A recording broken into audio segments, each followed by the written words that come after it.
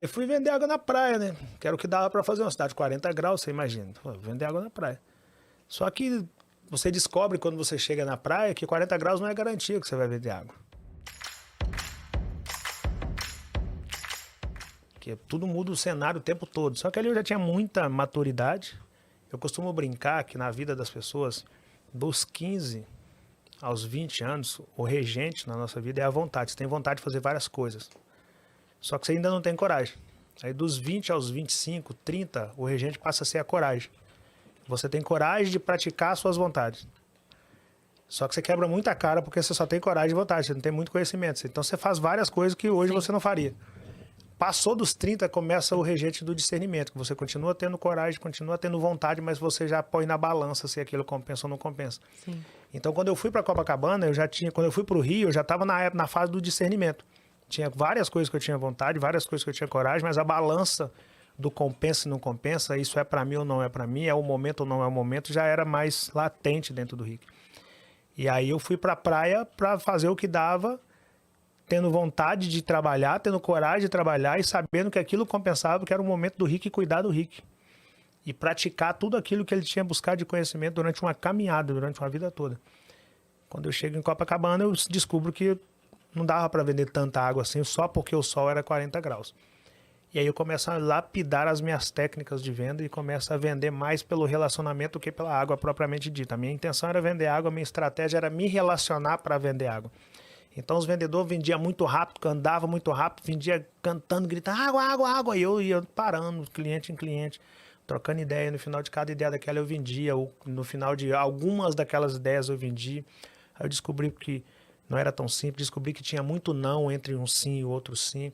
Nossa, você postou uma coisa um dia que me marcou tanto, eu cheguei até a citar isso aqui, que você falou, eu não lembro qual era a conta exata, mas você falou assim, eu percebi que para cada água que eu vendia, eu recebia não sei quantos nãos. A conta é o seguinte, essa água aqui, isso chama taxa de conversão.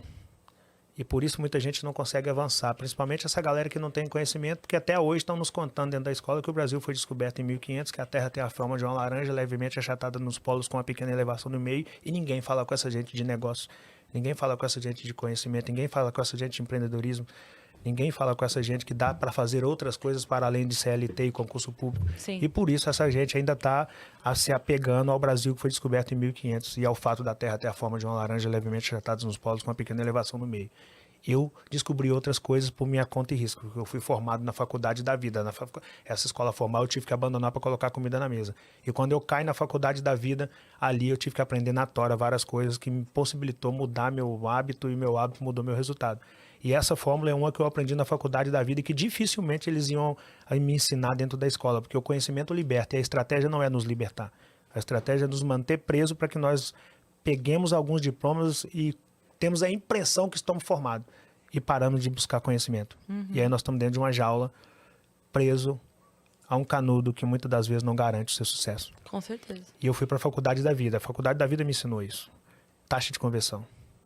O que é taxa de conversão? É a minha meta, vezes a quantidade de vezes que eu tenho que oferecer esse produto, ou seja, água. Eu oferecia 30 água para vender uma.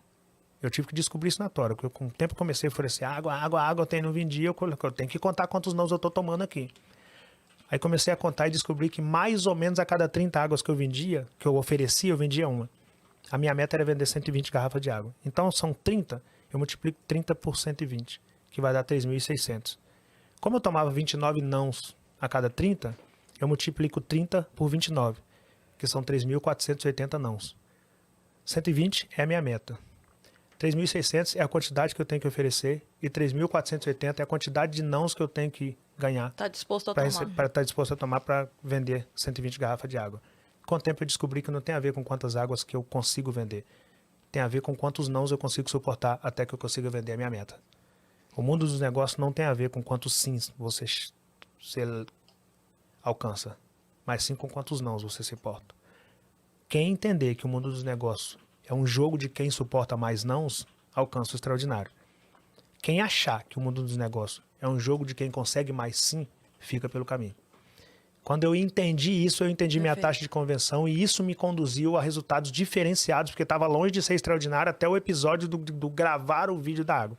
Até ali eu tinha um resultado diferente dos demais, porque eu já tinha cálculos matemáticos, eu já tinha educação financeira, eu tinha controle emocional para suportar 29 nãos.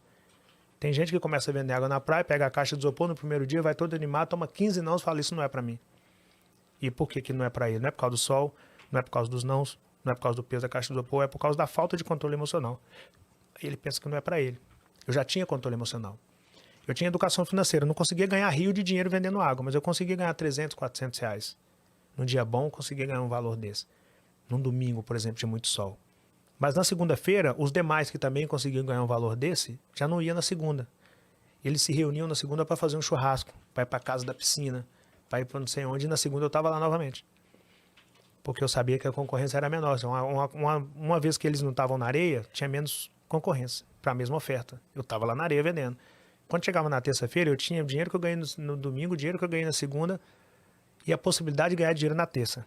Eles não tinham o dinheiro que eles ganharam no domingo, eles não tinham ganhado nada na segunda e eles não tinham nada para investir para tentar ganhar na terça. Eu estava anos-luz à frente deles. E aquilo começou a formar em torno do Rico um diferencial e um instinto de liderança que começou a servir como base para os demais. A galera começou a me perguntar, como é que você faz? Como é que você vende? Como é que você consegue esses cálculos? Como é que você chegou nessa taxa de conversão? Como é que você conseguiu desenvolver esse controle para suportar tantos nãos? Eu comecei a contar para aquela galera e eu descobri que ensinar venda dava mais dinheiro que vender. E aí eu comecei a vender a ideia de como eu fazia para ter aquele resultado, mesmo que pequeno, mas aquele resultado pequeno era melhor que o resultado dos demais e os demais queriam aquele resultado. Sim. E eu tinha muita tranquilidade para fazer isso. Até o dia que eu tô lá vendendo água na praia, chega um turista, um grupo de turistas, um deles me pede uma água, tinha uma galera junto com ele. Eu tô vendendo água para ele e um turista tá reclamando que o Brasil tava em crise, que ele tava indo embora daqui, tentava vir de outro lugar, mas ele tava falando assim, diminuindo muito o Brasil. E aí eu ouvi aquilo tudo e em um dado momento eu viro para ele e falo, meu parceiro, o Brasil não tá nessa crise toda que você tá falando, não. Aquele cara levanta, começa a falar, cara, quem é você para falar de crise, cara? Você é a crise. Você é o retrato dela. Você tá com uma caixa de isopor com 50 quilos nas costas. Você deve pesar menos que essa caixa. Você é a crise. Acorda, eu rodei o mundo todo.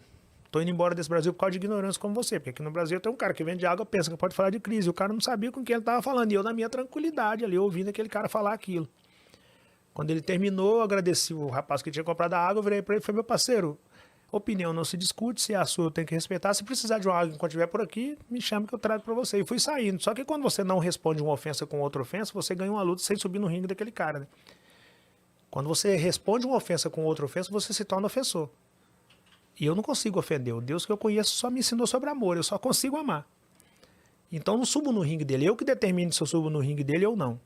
Como eu não subi, fui saindo, ele não aceitou, eu saí, virou pro cara que eu vendi água e falou, esse neguinho pensa que pode falar de crise. Aí eu ouvi ele falando aquilo. Falei, quer saber? Eu vou falar de crise. O que eu mais enfrentei na vida foi crise. Não parei por nenhuma delas. Ok, não alcancei nada que pode ser considerado muito extraordinário, mas dentro do que eu me proponho a fazer e baseando do cenário que eu saí, eu já estou anos-luz melhor do que eu comecei. Vou falar de crise.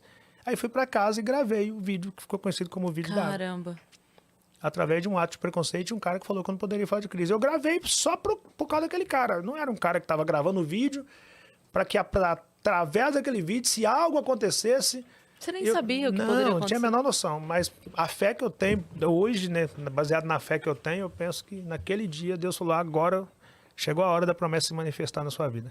É muito doido como às vezes a gente se depara com umas situações de, sei lá, uma ofensa, como você disse, ou um momento de raiva. Eu contei aqui outro dia que eu passei por um momento de raiva muito grande esse ano que me deu um start que eu não teria tido sem passar por aquele momento. E às vezes a gente não enxerga que vem desses momentos, sei lá, de tapa na cara, de desaforo, de sei lá, um clique, alguma coisa que você não sabe para onde vai ter o caminho depois.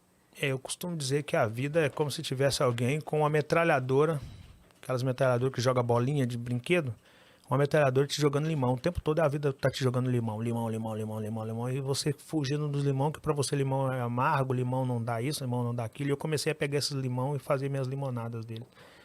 Então, quando você entende a ótica de pegar limão que a vida te dá e fazer limonada, ao invés de reclamar que a vida tá te dando limão, você entende a mágica de se alcançar o extraordinário. Que é olhar pra onde tá todo mundo olhando e chegar ao que ninguém conseguiu ver ali. Eu poderia voar naquele cara porque ele me chamou de neguinho que vendia água. Isso é preconceito que não sei o que, não ia resolver. Falta Você de controle apareceria no emocional. jornal à noite. É, eu ia aparecer no jornal à noite e não ia resolver meu problema. O que eu fiz com aquilo? Eu fiz daquilo uma oportunidade de mostrar para aquele cara que eu poderia sim ser um neguinho que vendia água com muito orgulho, inclusive. E falar de crise. Nenhum. Mas eu poderia também falar de crise.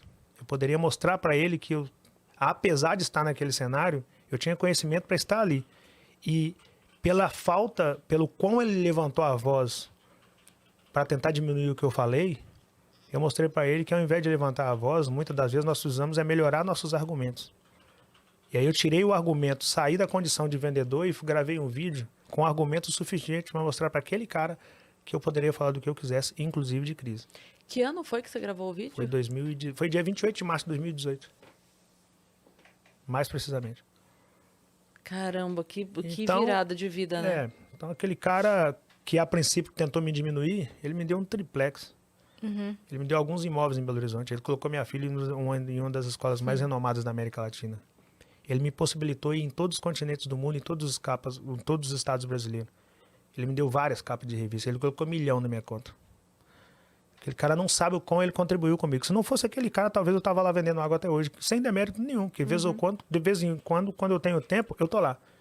Mas graças a um cara que tentou me diminuir e fez isso com um cara preparado, ele mostrou pra mim que o mundo era maior do que a Copacabana.